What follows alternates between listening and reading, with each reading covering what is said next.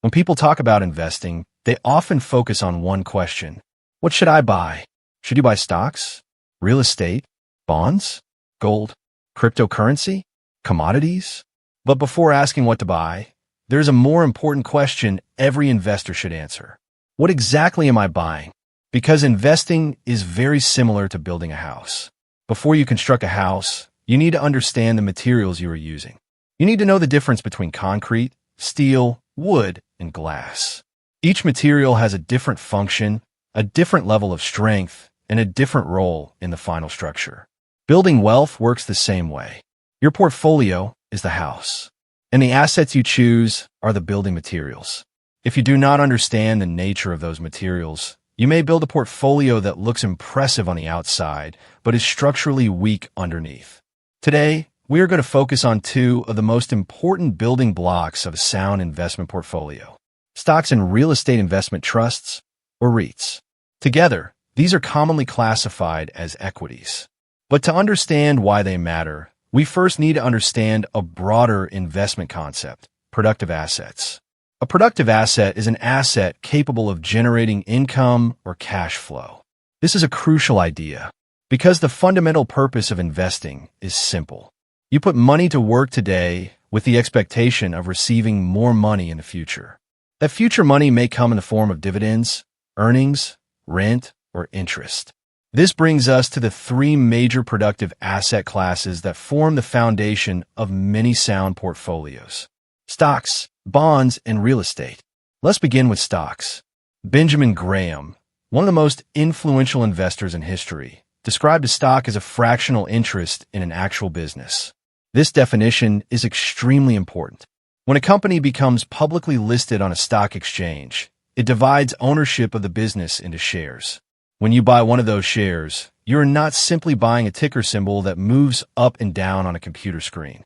You are buying a small ownership interest in a real business. If you buy shares of a company, you become a part owner of that company. Of course, if you own just a few shares of a massive corporation, your ownership percentage may be extremely small. But conceptually, the principle remains the same. You own a piece of the business, and that business may sell products, provide services, generate revenue, earn profits, and distribute some of those profits to shareholders through dividends. The business may also reinvest its earnings to expand and become more valuable over time. This is the fundamental nature of stocks. They are claims on productive businesses. Now, let us turn to real estate. Real estate is another important productive asset. A property can generate rental income. An apartment building can collect rent from tenants. An office building can earn income from businesses. A shopping center can generate revenue from commercial tenants. Real estate is therefore capable of producing cash flow. But direct ownership of real estate can be expensive and complicated. Buying a property may require a significant amount of capital. There are also maintenance costs, taxes, insurance, management responsibilities, and other practical challenges. This is where REITs become important. REIT stands for Real Estate Investment Trust. A REIT is a company or investment vehicle that owns, operates, or finances income-producing real estate. Instead of buying an entire apartment complex or shopping center yourself, you can buy shares in a REIT. In this way, REITs allow investors to gain exposure to real estate through publicly traded shares. And just like stocks, REITs can be bought and sold on an exchange. This provides investors with another way to participate in the economic productivity of real estate. One of the major attractions of real estate is its potential role as a hedge against inflation. When the general price level rises over time, rents may also increase. Property values may appreciate, and real estate can continue generating income. This does not mean that every property or every REIT will always outperform inflation. Markets can decline. Property values can fall. Vacancies can increase. Interest rates can create pressure. But fundamentally, real estate has an important characteristic. It can produce income through rent. And that brings us back to the concept of intrinsic value. The concept of intrinsic value is one of the most important ideas in investing. John Burr Williams, an American economist, addressed this subject in his influential work, The Theory of Investment Value. His central idea was that the value of an investment is connected to the cash inflows and outflows that the asset is expected to generate over its lifetime. In simple terms, an asset is worth something because of the economic benefits it can produce. For a stock, those benefits may come from future earnings and dividends. For real estate, the benefits may come from rental income. For a bond, the benefits come from interest payments and the repayment of principal. This is why stocks, bonds, and real estate are often considered productive assets. They have the ability to generate income. Now, compare this with assets such as gold, silver, commodities, and cryptocurrencies. These assets may have value in the marketplace. Their prices may rise. Their prices may fall. People may buy and sell them at different prices. But the assets themselves generally do not produce cash flow in the same way that a business, a rental property, or a bond does. Gold does not produce earnings. A commodity does not pay you interest simply because you own it. A cryptocurrency does not automatically generate rental income. The return you receive from these assets generally depends on someone else being willing to pay a higher price in the future. This creates a fundamental difference between investing and speculation. Imagine, for example, that you could purchase an entire company for $100 billion. The important question would not simply be, will someone else pay me $120 billion for this company later?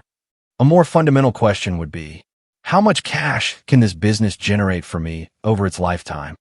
If the business can produce substantial cash flows over decades, then the purchase may have economic justification.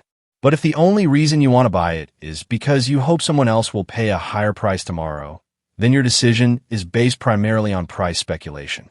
This distinction is critical.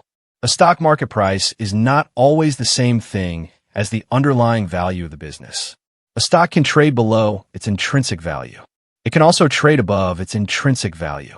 The same principle applies to REITs.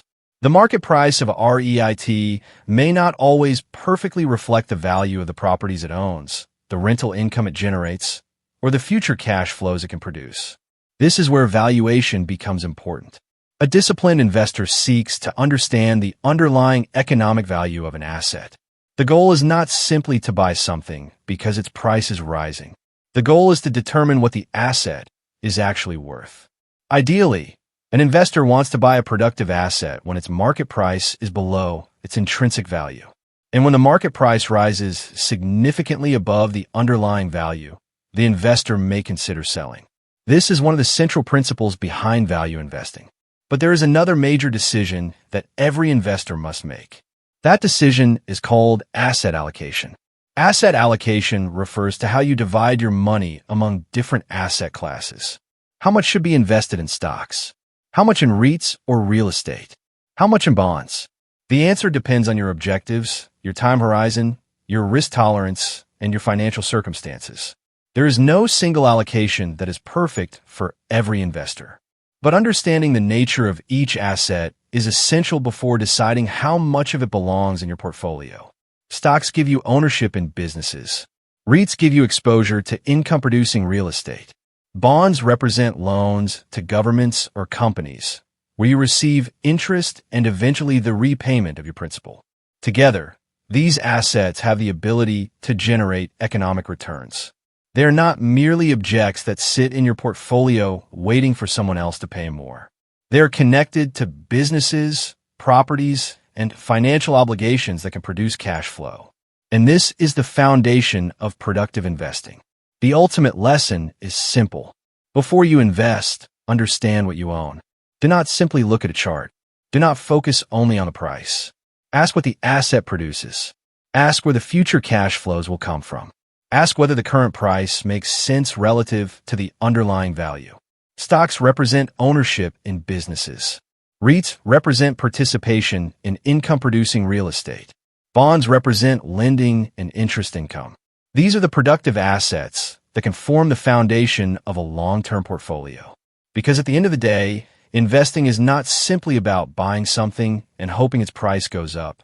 Investing is about putting capital to work today in the expectation that productive assets will generate value and cash flow over time. And once you understand that principle, You begin to see the financial markets differently. You stop seeing stocks merely as symbols on a screen. You begin to see them as ownership stakes in real businesses. You stop seeing REITs merely as price charts. You begin to see them as claims on real properties and rental income. And you stop asking only, what is the price? You start asking the far more important question. What is this asset actually worth? And what can it produce for me over time? That is the foundation of intelligent investing. And that is why understanding stocks, REITs, bonds, and the concept of intrinsic value is so important for anyone who wants to build long-term wealth. If you found this video helpful and learned something new about stocks, REITs, and productive assets, please give this video a like. Share it with someone who may also benefit from understanding the fundamentals of investing. And if you want more content on investing, personal finance, wealth building, and financial education, make sure you subscribe to the channel and turn on notifications so you don't miss the next video. Thanks for watching, and remember, understand what you own, invest with discipline, and focus on building wealth over the long term.